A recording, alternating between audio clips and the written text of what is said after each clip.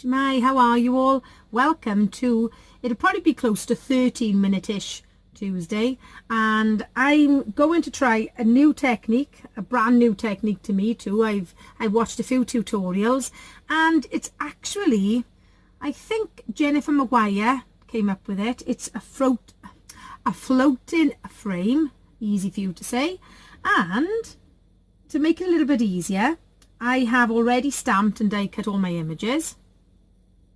It's probably now that you're getting a little bit of a glare off the camera, but I'm using First Frost stamp set and Frosted Bouquet, and I'm celebrating the in colours which we will be saying goodbye to in the next annual catalogue, which is Fresh Fig, Berry Burst, Lemon Lime Twist and Powder Pink. This camera seems to be struggling a bit with the light tonight for some reason. And I'm going to be using my rectangle stitch dies again, my favourite dies. Now this technique, as you can see, I haven't actually got a prepared card for you, so I'm trying it for the very first time live on camera. I must be mad.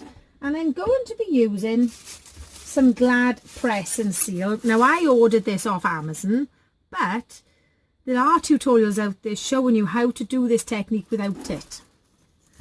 So, as you can see, I've stamped out lots of different images, and I've just covered the background card with it. And as you can see, there are some poking off the side. That's fine, because when it comes to it, we're going to trim them all down anyway. So with this press and seal, there's a slight stickiness to it. Now then, let me tell you, I've never been very good with Fablon or sticky back plastic, so this could go one or two ways. So you're going to gently press it down, and because it is slightly sticky, not ridiculously sticky, it should hold all our die cuts in place. Then I'm going to, using a big pair of scissors, I'm going to trim the excess down. And when you're cutting it, you can feel that there's a little bit of a stick to it. You can also use, some people use post-it notes or like masking paper. I'm just making sure, and I'm just pressing it down as I go along as well, just that I don't lose them. And to keep in with the time frame, I'm going to show you the one card, but then in the photos at the end I'll show you the two cards that you can make with it, because obviously you will have the frame, but you will also have the center of the frame. Now, as I say, if you haven't got framelets and matching stamp sets, you could fussy cut out of a piece of paper. You could also, if you've got a punch that matches a stamp set, you could do that, or you could punch a variety of shapes. So I'm just going to press those down again, because some of the little tinkers are moving about.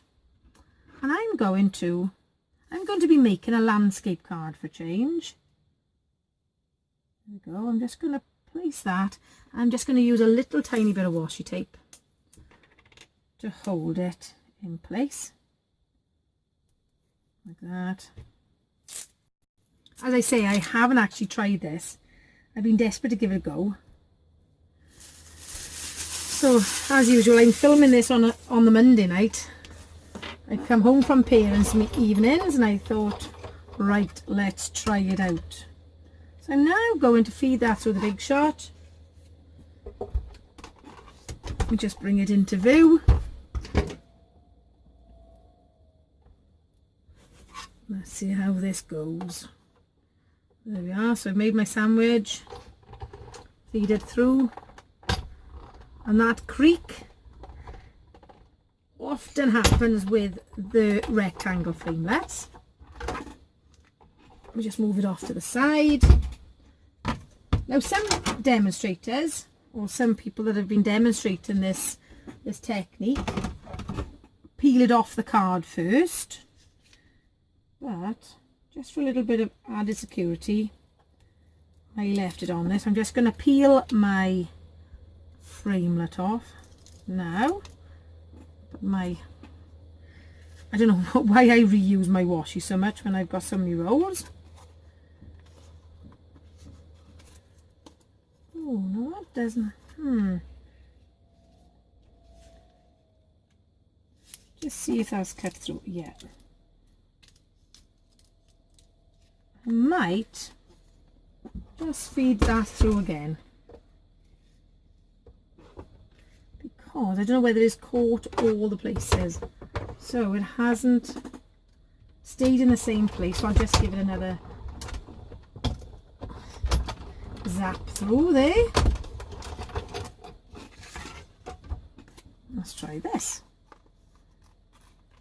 It looks so much easier when everyone else is doing it.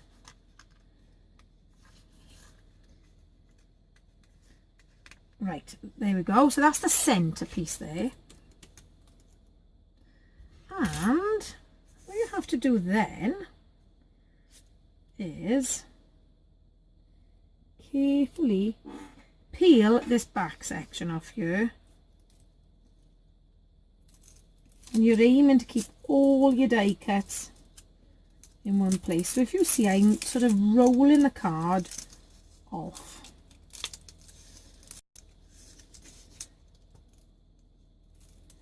And then the next part is a little bit fiddly.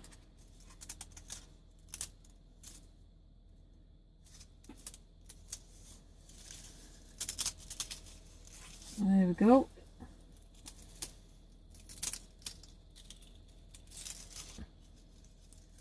Gently peeling it away from all my die cuts, which have now stayed on the press and seal. With some foam pads now, I'm going to put them behind all the stamped images. So to save you wandering off and making yourself, well, a full 3-course meal, to be honest, in the time that's taken me, I've added little foam dots to the back of each die cut, and I've peeled the back off. And what we want to do then, this is going to be the fun part, is try and get it exactly square on my piece of paper here.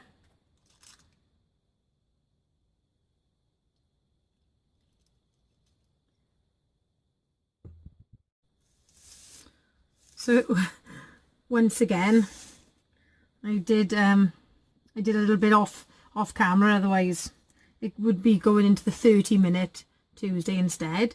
So now my frame is stuck down, but I've now got to gently peel off the press and seal, and the pull of the foam dot is stronger, hopefully, than the press and seal.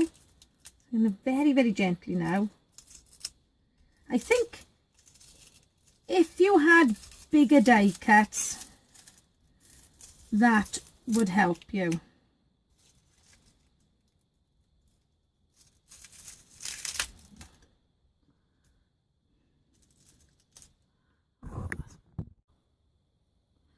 To be honest, this is turning into a little bit of a meh, because as I peeled off the press and seal, it has taken a little bit of the ink off there and just there.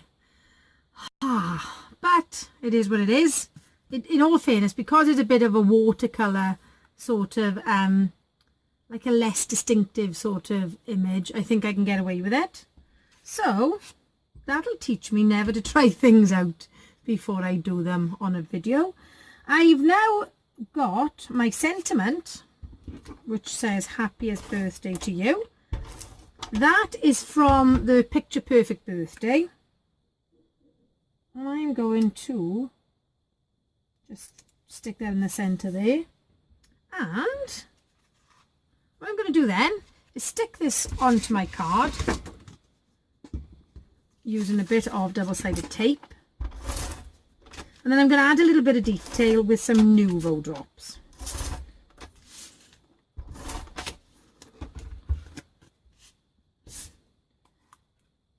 it is. This is probably a good YouTube video on how not to make cards tonight, to be honest. Now, a little bit of a word of warning with the Nuvo drops as well. Just make sure they're running smoothly, because this one isn't. I did this on one card. I'm just going to try and see if there's a little bit of dry Nuvo drop at the top. I did this on one card. I squeezed it so hard that the top of it exploded off, stuck to my pajamas, and then the next day I thought I'd wash it all off in the shower. The next day I thought I had some awful skin condition and realised that I was covered in glitter Nuvo drops. It just did exactly what it's just done there. Ho hum tonight. Oh, you couldn't write about it. So let's try and get the blockage out of my Nuvo drops. Perhaps I should have done a bloopers video tonight, and then I might have got even more hits on that. Right, so when you're covered in Nuvo drops, find yourself some wet wipes and give it a bit of a clean. So as you can see, if you press too hard, the lid will come off. So just be really careful with that.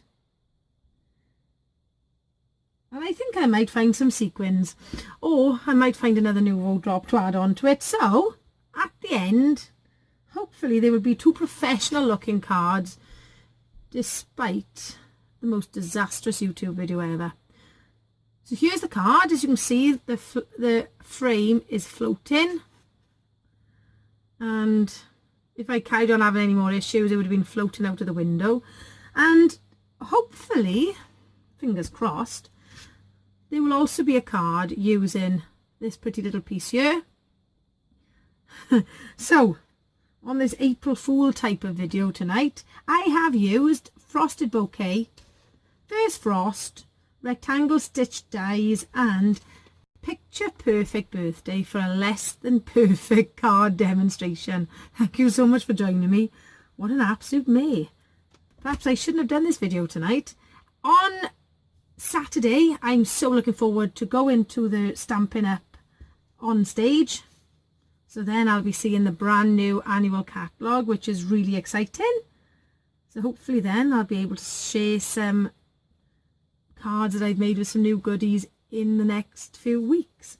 So once again, thank you for joining me. You deserve a medal tonight, and I shall see you soon. I'll vow.